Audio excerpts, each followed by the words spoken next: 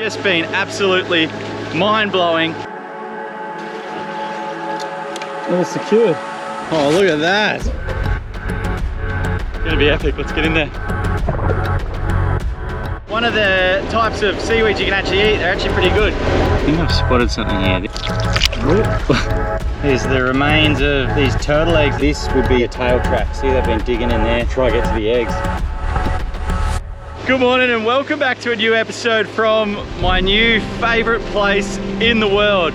This group of islands is absolutely magic. Like the big limestone cliffs covered in jungle that come down to crystal clear waters, and the diving has just been absolutely mind-blowing. Now there's a lot of other special places in the world that I've been to, but I've always been thinking like, man, I wish I was here 20 or 30 years ago before it was overexploited and overdeveloped. Whereas here, there is zero development. It is absolutely pristine, and I just feel so grateful to be visiting it right now when it's in its natural beauty, and I hope it can remain like this for years to come. But unfortunately, all good things must come to an end. So we've got to wave goodbye to this group of islands and continue on to find some new ones through this beautiful area that is remote Indonesia. Just gonna have one last drone flight as we're leaving here, and actually in close there, the water is so calm. It's like drone snorkeling. It's one of my favorite things. So let's see what we can find. There's an awesome bommy here, and that is a Maori sea perch on top of the bommy, one of our favorite fish.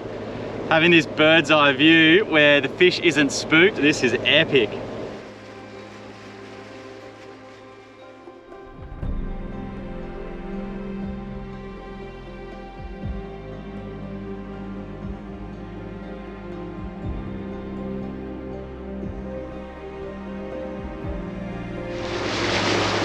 Now we are supposed to be heading south, back that way from these remote islands of Indonesia back to Australia. That's the game plan.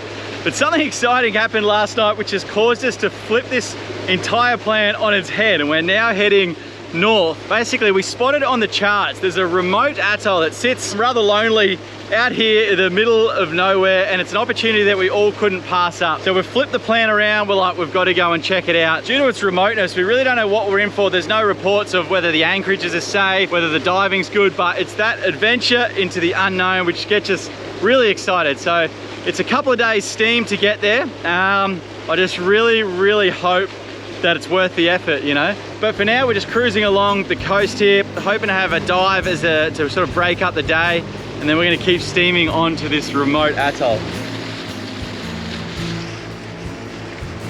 As we're cruising through this passage here, there's hundreds, if not probably thousands, of islands like this that just look absolutely incredible. It'd almost be an injustice not to jump in and check a few of them out. So we're going to put a mask on and drift down this reef edge here. It's going to be epic. Let's get in there. Like a straight drop off here.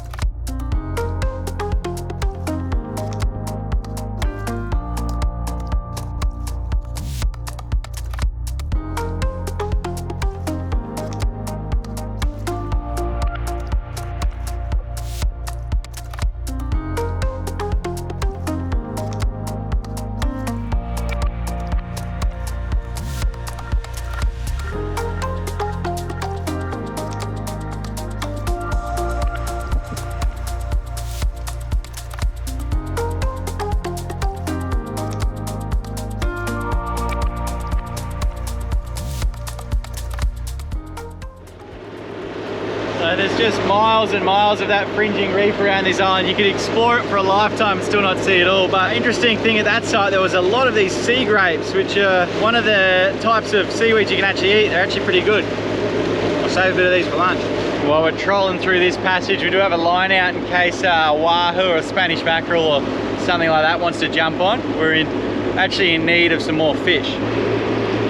Oh, we got some tuna jumping straight up ahead. They're jumping all the way out of the water. The ocean here is just so alive. It's like bubbling at certain areas we come through with fish on the surface. And here's dolphins over here. Oh, there's a pod of small dolphins. There's tuna jumping there, and then there's dolphins feeding there. Oh, those tuna are going crazy now. Look at that. All the birds are onto them as well. They're only little yellowfin by the looks of it. They're jumping all the way out of the water. If we could catch one of these, it'd be perfect sashimi. No luck with that tuna school, unfortunately, but we've had the drone in the air and we've been checking out these islands we're approaching, and they look absolutely out of this world. There's a couple of isolated rocks on the other side of them where we're hoping to have a scuba dive. These isolated rocks seem to be a real hot spot for fish life, so fingers crossed it's something like we've dove in last episode, because that was absolutely epic with all those sharks aggregating. We might get something similar over here. Oh, look at that. We're gonna have to go and explore that. There's this little white sandy beach that goes across to the other side of the island. Out here, there's like a steep drop off, beautiful, beautiful water. This place is incredible. So this isolated rock here is the one we've got our eyes on. Basically, the current is ripping through here. You can see where that calm water meets choppy water. That's where all the bait fish are going to be stacked, and that's where the bigger fish are going to be as well. So once we get a good anchorage, we're going to plan to come and dive this and try circumnavigate it, and I reckon this one's going to be red hot. I've got high hopes for this. Just pulling into this little bay here to see if there's a safe spot to anchor the boat. It looks absolutely amazing. Once again, there's like these little white sandy beaches where we'll be able to go ashore and have a bit of a look around. It's just a matter of finding a safe spot to anchor so we can swing around and not hit any of this reef. We've found a big sand patch here that we're dropping the anchor on, and then we're going to sit back with a little bit of wind and tie a stern anchor which should hold us right in this middle of this kind of sandy lagoon with reef all around us. All right, we're just reversing the stern line in now. Just secure the back of the catamaran, hopefully away from all the reef and rocks. Just got my first look at the fringing reef here. It is absolutely beautiful, quite clear as well. All right, let's get ashore and tie it to that tree.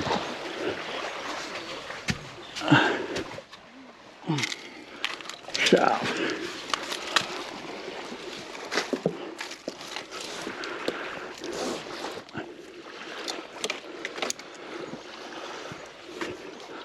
All right, all secured. Look at this little beach. We're gonna have to come up here and explore, look for nautilus shells later. Let's just finish anchoring the boat first. Mission success. The boat's sitting perfectly right on this like little sandy area. We're gonna have a bite to eat for lunch now, and then we're gonna head offshore. I think we're gonna try and dive that rock we saw on the way in.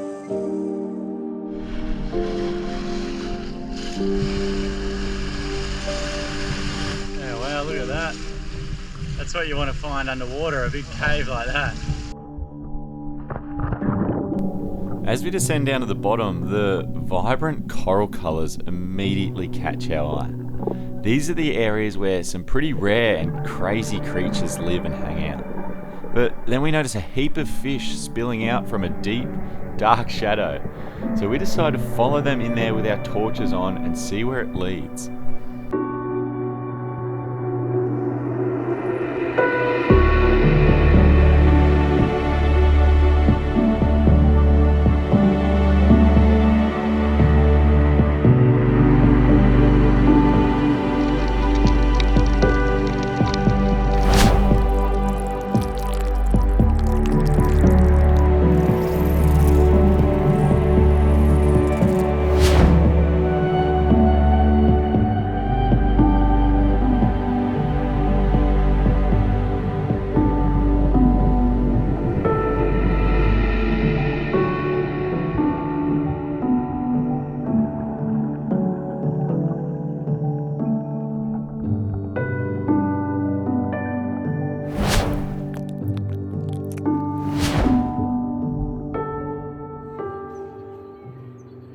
That was an amazing dive there. So when we came down, just this huge cavern or huge cave opened up, and there was so much fish life in it. We were able to kind of just hang there as all the fish were sitting in a bit of a current there. That was absolutely amazing. That's one I'll remember for a long time. Now I've just come back in and just casting the lure around a little bit, seeing if we can catch something.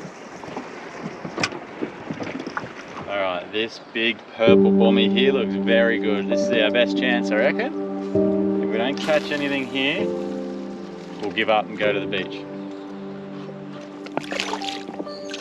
Nothing's feeding at the moment, so I think we'll give up and head in and have an explore on the beach. Really nice birds around.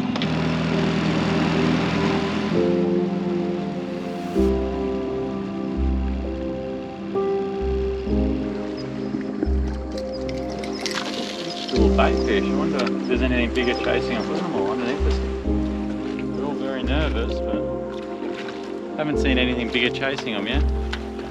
Unfortunately, what I thought was going to be this like little paradise beach, when you look closely, it's just covered in plastic and rubbish. This bay must kind of channel everything into this bay here. Look all through the shallows. Oh, this is such a shame. The whole beach is just plastics and rubbish. We'll try to look past that and see if there's anything that's not rubbish here, any treasures like nautilus shells or anything cool washed in. Nice coconut trees. There's a couple of nuts in that one, but they're just too small, unfortunately. Bit of a push track here into the other side. Oh, this is what I reckon I saw the other day underwater. I was unsure whether it was an aeroplane fuselage wreck or whether it's most likely a big mooring or something like that. We've seen them a few times actually washed in. Look at this 10-pack of oysters on the back of this thong. It's so quiet and peaceful in here. It's amazing, there's thousands of these islands, but we haven't seen any villages on any of these kind of scattered islands the last few days, so there must only kind of be people inhabiting certain areas and not these ones, which is pretty cool to see. We don't often see this, but these pandanus trees going right on the beach. These are my two favorite palms, the pandanus and the coconut. They're so pretty, aren't they? There's a whole heap of hardyheads bait fish here. That's what the bluefin trevally love, coming up in the shallows and chasing those hardyheads. I don't know how many of these masks are floating around the ocean. I think I've spotted something here. This here is plastic, but this here...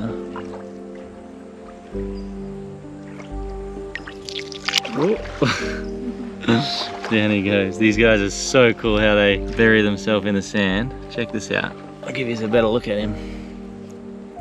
Watch him go. That's a pretty cool disappearing act. Look at all this plastic here. It's overwhelming, huh? I put the drone up in the air for a bit of a bird's eye view of the anchorage and to explore the bay. I spot something that looks like a cave and fly over for a closer look. I've read that the indigenous people that lived here thousands of years ago now would sometimes leave entire skeletons and artifacts in these types of caves. And then in more recent times, say the 16 and 1700s, European sailors in search of elusive spices would leave treasure or supplies in these types of caves if they were ever shipwrecked. Nothing obvious today, but of course I'll continue to keep looking as we sail around. With it being so glassy calm, it's a prime time for one of my favourite activities, drone snorkeling. So I fly across the bay to one of the shallow fringing reefs. The coral coverage here is out of this world, but the movement of something then catches my eye. A big passion fruit trout, pretty well camouflaged amongst the corals, and then I notice a second one. It's amazing to watch them go about their business completely unhindered by a diver from this view. And a third one pops out. Bloody amazing, hey? These guys are one of the tastiest and most sought after fish in the ocean. I could watch this all day, but I'm not sure the lovely people on YouTube would like to watch a 45-minute episode of 3 trout swimming around in circles. So after a magic night on board, we're up and back into the action the next morning. We need a little bit of seafood, so I'm going to jump in here and swim along this edge and try and spear something. Looks nice and clean, let's get in there. The reef fish I'm searching for here can be very, very cautious. And if you just swam down directly at them and tried to spear them, you have literally zero chance of getting close enough. So to try and give yourself a better chance, there's a whole bunch of different techniques you can try and use. The aim of the game is to try and be non-threatening or even hidden, setting up for an ambush. And then try and raise the fish's curiosity and bring them to you.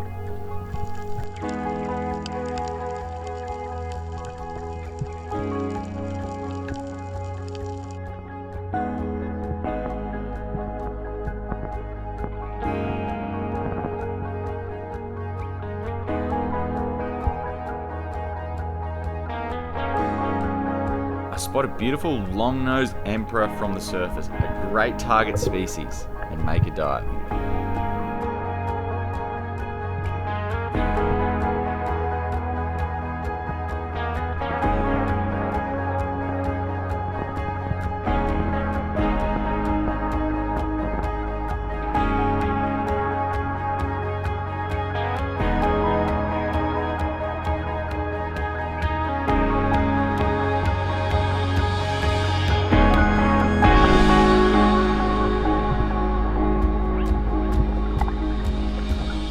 flopper of the spear malfunctions tragically. The fish escapes and swims straight into a shark's cave. I need to get down there quickly to try and secure this injured fish.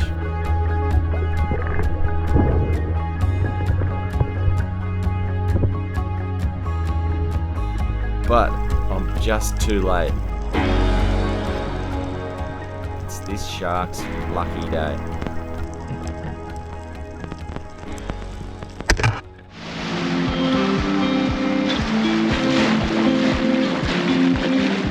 This is the beautiful little secluded beach that we saw as we were steaming past. So we're gonna anchor the boat just off, jump in for a bit of a swim, and then go pull up ashore.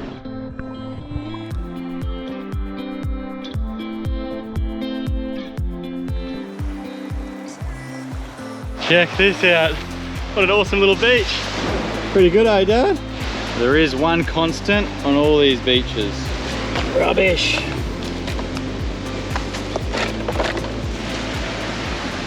Devastated to lose that long-nosed emperor like that. They're a really prized fish and actually quite cunning, pretty tricky to hunt. Not sure what happened. The spear went the whole way through, but the flopper just, for whatever reason, didn't seem to open up. So, such a shame. I thought I was still gonna get him under that cave there, but that white-tip reef shark got very lucky and got a very easy meal. Might get a chance to go for another spear a little bit later on. There's another little secluded bay up here. Let's go see what we can find at the high tide line. I'm always looking for treasure, things like a nautilus shell or actual real treasure, you never know. What an awesome little campsite this would be.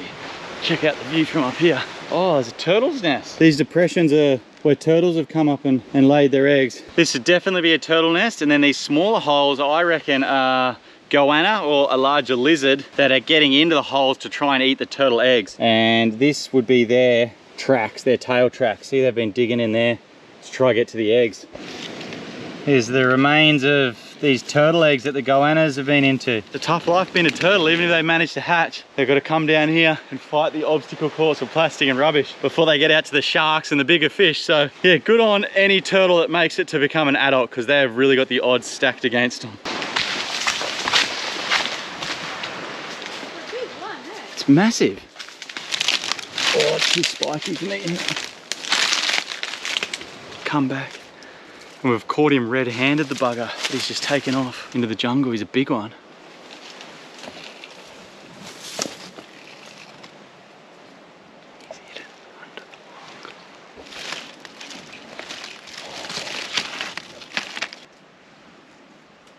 He's gone and hidden under that rock, but that's the culprit, a goanna, or commonly called a monitor lizard. He's been into them.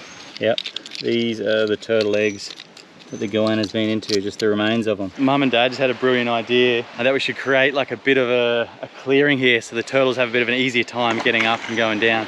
There's all these driftwood logs and rubbish. We'll clean that out of the way so the turtles have a clear path. A bit better for them anyway. We've got like a clear run up there now. Welcome, turtles. Make yourself at home. There's a few edibles around. This is like walking in a supermarket. There's lots of crabs like this. This guy's obviously dead and dried out, but all these snails all over the rocks are good eating. And if you look closely, they're everywhere. You wouldn't go hungry here. These are all edible, these ones.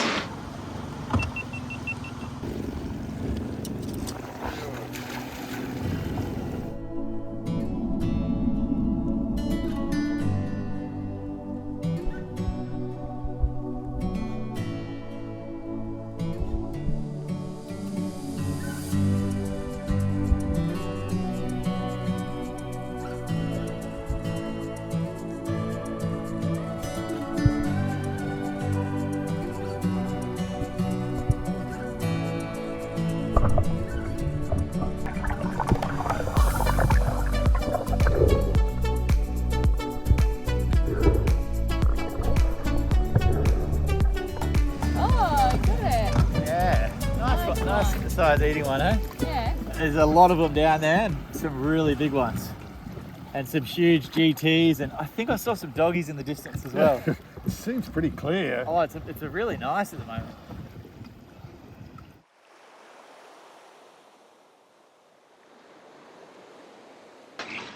And that's the end of a magic day. Hopefully you enjoyed this one, guys. Just a reminder that this episode today is part of a bigger series. It's going to be about a 6-week trip from here, remote Indonesia, back to Australia. So subscribe to the channel if you'd like to see more, and you can watch the whole series in order under the playlist section.